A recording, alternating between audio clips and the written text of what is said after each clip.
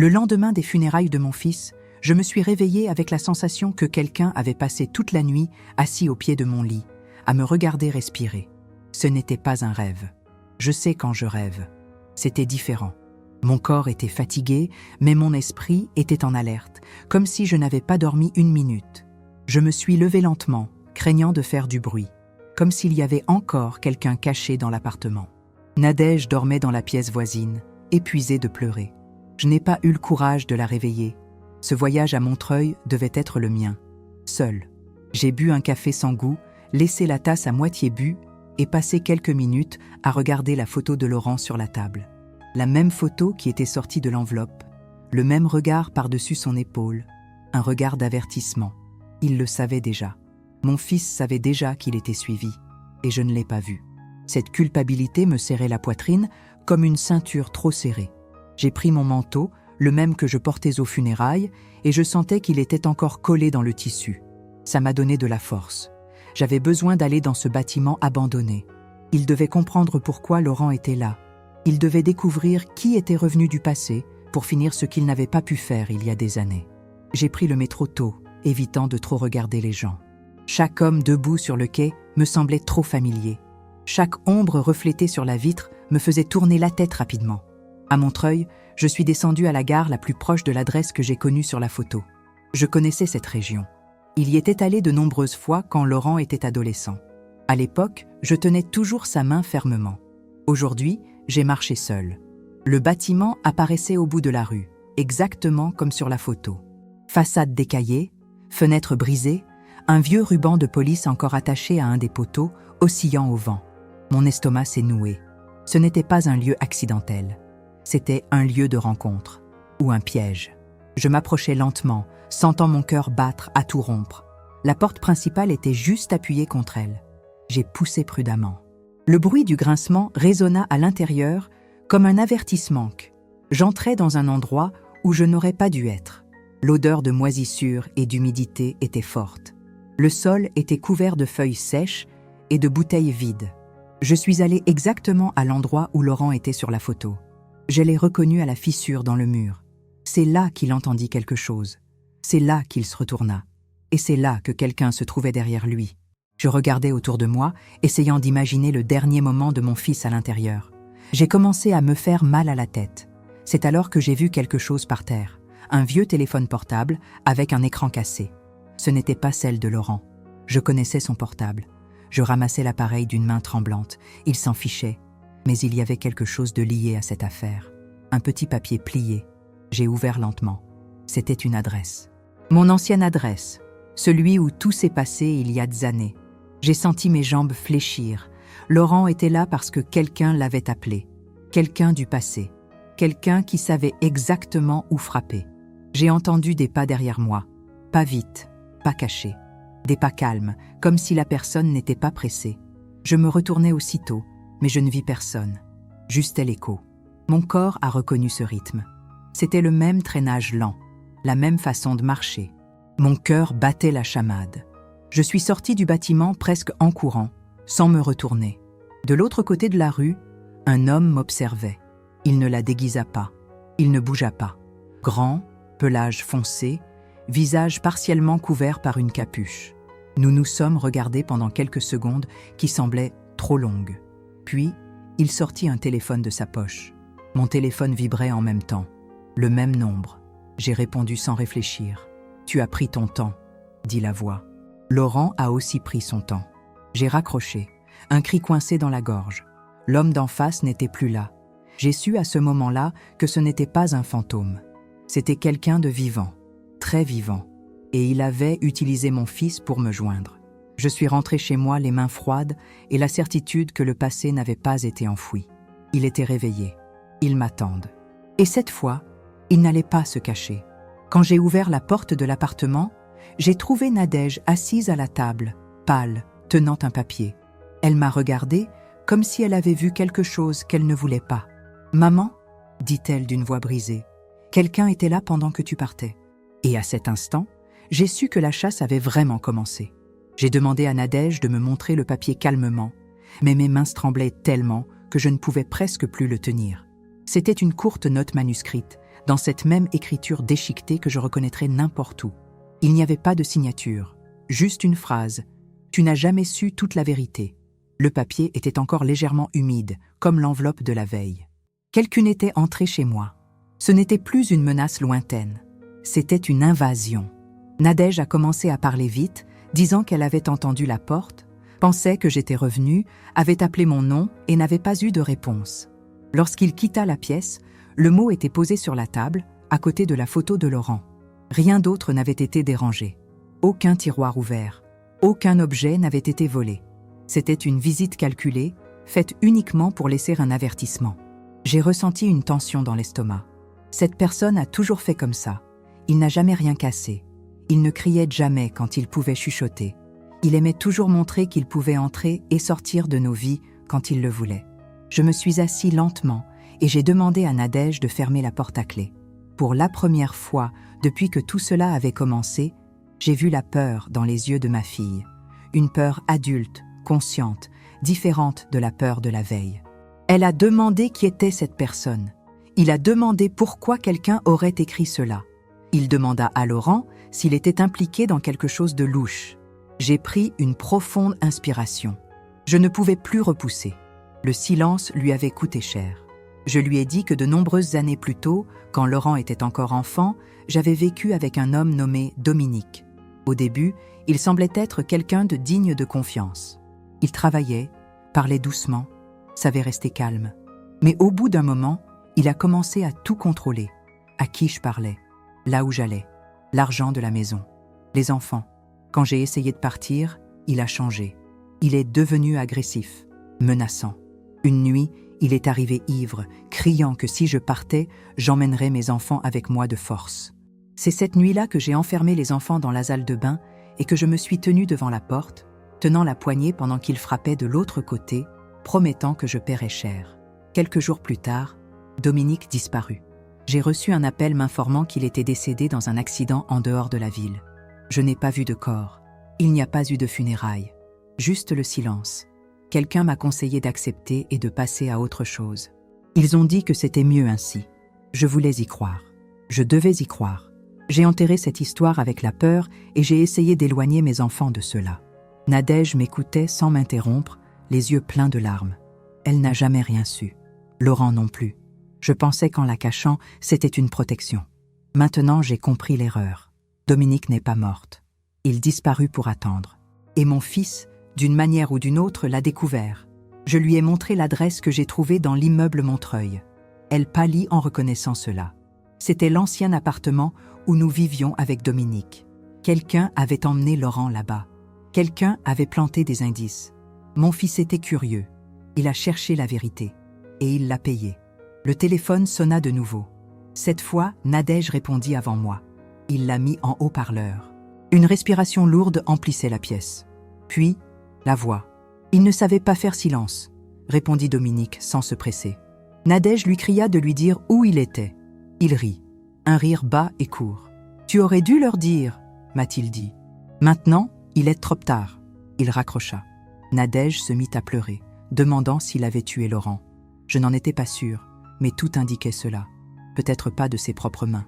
Dominique a toujours préféré régner. Utilise les autres. Créer des situations, une mauvaise poussée, une chute, un accident qui ne semblait pas être un accident.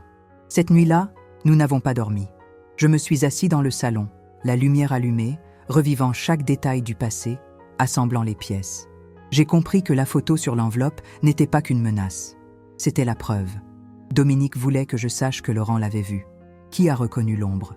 Qu'il avait compris trop tard. À l'aube, j'ai entendu un bruit dans le couloir. Ne traîne pas la balle. Quelque chose de différent. Des pas rapides. J'ai regardé par le Judas. Un homme a couru dans les escaliers. Sur le sol près de la porte, il y avait un petit objet. Je l'ai ouvert avec précaution et pris le fil. C'était le vieux téléphone portable que j'avais vu à Montreuil. De même, il y avait déjà vécu, à l'intérieur du bâtiment. À nouveau dans notre vie. Sur l'écran cassé, une notification supprimée indiquait un dernier appel. Pour mon numéro. Quelques heures avant la mort de Laurent. Ma poitrine se referma. Mon fils a essayé de me prévenir. Il a essayé de m'appeler. Et je n'ai pas répondu. C'est là que j'ai décidé que je ne fuirai plus. Dominique était revenu pour finir quelque chose, mais cette fois, je n'étais plus seule, ni prête à me cacher. S'il voulait que la vérité soit révélée, il la ferait venir. Même si cela m'a coûté tout ce que j'avais encore. Et alors que la journée commençait à se vider à travers les fenêtres, j'ai compris que la prochaine étape ne serait plus de survivre. Ce serait conflictuel. Le lendemain matin, je n'avais plus peur de la même façon. Il y avait encore de l'attention dans mon corps, mais quelque chose avait changé. C'était comme si la colère avait remplacé la panique. Nadège a insisté pour que nous allions à la police, mais je savais que, sans preuve claire, Dominique resterait libre d'agir dans l'ombre. Il savait toujours comment se cacher derrière des interstices. J'avais besoin de quelque chose de concret. J'avais besoin de comprendre comment Laurent était arrivé à cette photo, à ce bâtiment, à cette fin. J'ai appelé un ancien collègue de mon fils, un homme nommé Fabien, dont je me souvenais vaguement de quelques fêtes de fin d'année. Il a dit qu'il devait lui parler de Laurent. Un silence s'installa à l'autre bout du fil avant qu'il n'accepte. Nous avons réservé dans un café près de la gare. Quand je suis arrivée, Fabien était déjà là, jouant nerveusement avec sa tasse de café. Cela m'a suffi pour m'asseoir et réaliser qu'il en savait plus qu'il ne m'avait dit lors des funérailles. Il m'a dit que, des semaines avant de mourir, Laurent était étrange, plus attentif. Il posait des questions sur le passé, sur l'endroit où nous avions vécu quand il était enfant. Un jour, il a commenté que quelqu'un l'avait contacté via les réseaux sociaux, sous un faux nom, disant qu'il avait des informations sur moi. Fabien pensait que c'était un coup d'auteur. Laurent ne le faisait pas. Il est devenu obsédé. Il a dit qu'il devait confirmer quelque chose. Il n'a pas dit quoi. J'ai demandé si Laurent avait mentionné Dominique. Fabien ouvrit grand les yeux. J'ai dit oui. Que Laurent avait montré une vieille photo, trouvée dans une vieille boîte de l'appartement.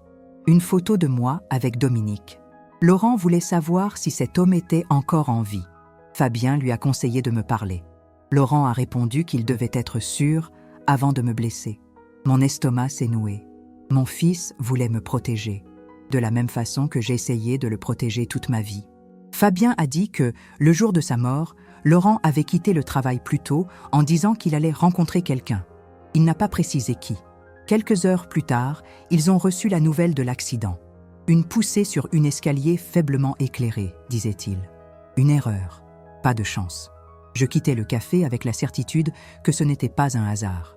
Dominique a utilisé la curiosité de Laurent, son amour pour moi, pour l'attirer. Et quand il l'a fait, il a pris soin de me laisser des traces. C'était une punition lente et calculée. Cet après-midi-là, le téléphone sonna de nouveau. Cette fois, un message, une autre adresse, un calendrier. C'est tout. Je savais ce que cela signifiait. Une invitation qu'on ne pouvait refuser. Nadège a essayé de m'arrêter. Il pleura, il hurla, il a dit que j'allais directement dans un piège. Peut-être que si. Mais fuir n'avait pas sauvé Laurent. Ça ne nous sauverait pas tous les deux. Je suis allée seule. L'adresse se trouvait dans une zone industrielle, presque déserte la nuit. Un vieux cabanon. J'ai arrêté la voiture à quelques mètres et j'ai marché. Chaque pas semblait plus lourd. La porte était ouverte. Je suis entrée. L'odeur d'huile et de rouille m'a fait suffoquer. Les lumières se sont soudainement allumées. Dominique était là, plus âgé, plus fin, mais c'était lui, le même regard froid. La même façon d'incliner la tête quand il pensait avoir le contrôle de la situation. Il a souri en me voyant. J'ai prononcé mon nom comme si le temps n'était pas passé. Tout mon corps a réagi, mais je suis restée ferme. J'ai demandé pourquoi il avait tué mon fils. Il haussa les épaules. Il a dit que Laurent était imprudent, qui déménageait là où il ne devrait pas, qui avait découvert que sa mort avait été mise en scène avec l'aide de personnes corrompues, il y a des années. Il a dit que j'aurais dû tout dire, que mon silence ait créé cette fin. Cela faisait plus mal que n'importe quelle menace. Dominique s'est approché et a dit que tout cela était pour me rappeler que personne ne fuit le passé, qu'il voulait que je souffre comme lui, que voir mon fils mourir n'était que le début. C'est alors que j'ai entendu des sirènes au loin. Dominique fronça les sourcils. Pour la première fois, il sembla surpris. J'avais laissé mon téléphone allumé avec la localisation active avant de partir. Nadège avait porté plainte. Je le savais. Et j'ai accepté.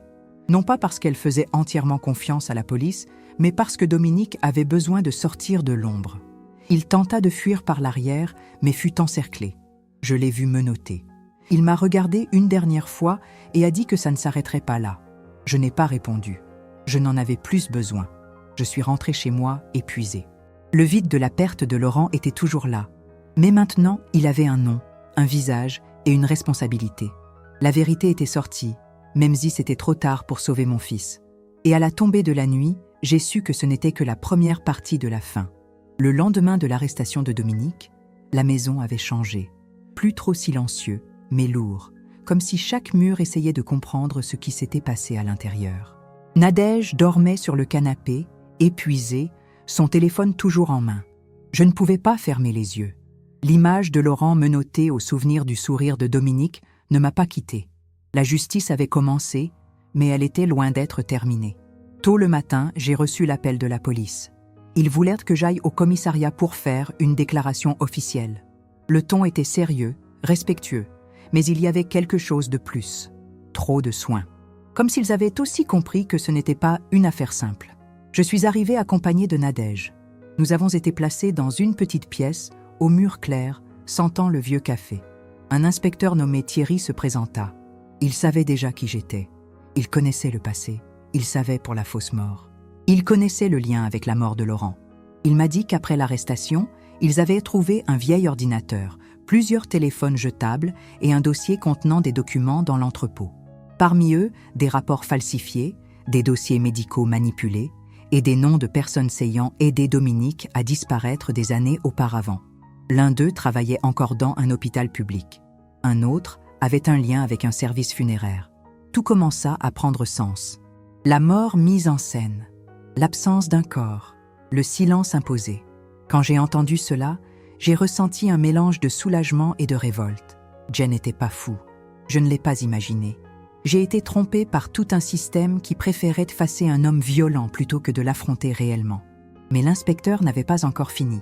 Il prit une profonde inspiration avant de dire qu'ils avaient trouvé des messages échangés entre Dominique et Laurent. Mon cœur a failli s'arrêter. Laurent avait été direct. Elle demanda qui il était. Il a demandé pourquoi il utilisait de faux noms. Il a demandé pourquoi il apparaissait sur de vieilles photos de notre famille. Répondit Dominique lentement, toujours taquine, toujours en attirant Laurent plus près. Il organisa la réunion à Montreuil. Il avait promis de tout dire. Il a dit qu'il voulait excuser. Il a menti. Le rapport final sur la mort de mon fils a été rouvert. Ce n'était pas un hasard. C'était un homicide, une poussée calculée, un corps laissé au bon endroit pour paraître négligent. Signer ça a fait plus mal que les funérailles, mais cela m'a aussi apporté quelque chose dont j'avais besoin, la vérité. Dominique a été officiellement inculpé pour la mort de Laurent et plusieurs autres crimes passés. Mensonges idéologiques, menaces, persécutions. Le processus serait long. Nadège demanda s'il pourrait un jour partir. L'inspecteur n'a rien promis. Il a seulement dit que, cette fois, il y avait trop de preuves pour qu'il puisse s'échapper. Nous sommes rentrés chez nous en silence. En chemin, je suis passée une fois de plus devant le bâtiment de Montreuil. Je ne me suis pas arrêtée.